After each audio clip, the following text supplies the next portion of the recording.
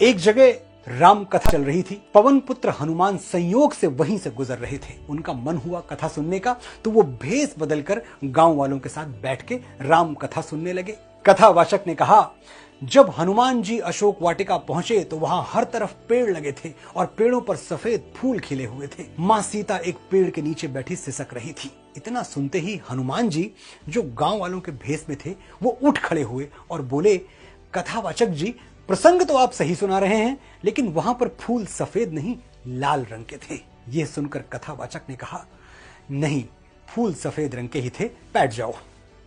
हनुमान जी अपने वास्तविक स्वरूप में आ गए और बोले, मैं स्वयं पवन पुत्र हनुमान हूं, मैं ही गया था अशोक वाटिका, मैं कह रहा हूं कि फूल लाल रंग के थे। कथावाचक ने फिर उन्हें प्रणाम किया और बोले, महावीर, वहां फूल सफेद ही थे। अब हनुमान जी बहुत आहत हो गए। उन्हें अच्छी तरह से याद था कि फूल लाल रंग के थे।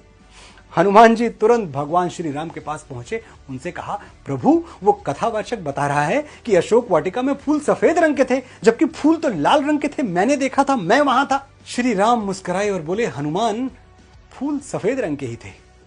अब हनुमान जी को बड़ा गुस्सा आया। वो कॉन्फिडेंट थे कि फूल लाल रंग के थे। उन्होंने कहा, अरे आपको क्या पता भगवान, आप तो वहां थे ही नहीं, मैं माता सीता से पूछता हूं, वो थी वहां। हनुमान जी माता सीता के पास गए। माता सीता पूरी बात सुनकर मुस्कुराई और बोली, हनुमान, अशोक वाटिका में जो फूल थे वो सफेद रंग के ही थे। अब हनुमान जी एकदम बेचैन हो गए।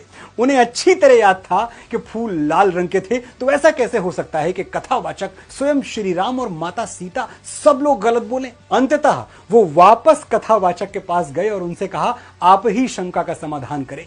कथावाचक ने कहा, मेरे पूज्य बजरंगबली, अशोक वाटिका में फूल सफेद रंग के ही थे, लेकिन अपनी माता जगत जननी मां सीता को वहां यातना में, कष्ट में देखकर आपकी आंखों में क्रोध से रक्त उतर आया था, इसीलिए आपको सफेद फूल भी लाल दिखाई दे रहा था। तो जीवन के फूल न सफेद रंग के होते हैं न लाल रंग के, वो उसी रंग के होते हैं जिस दृष्टि से आप उन्हें देखते हैं।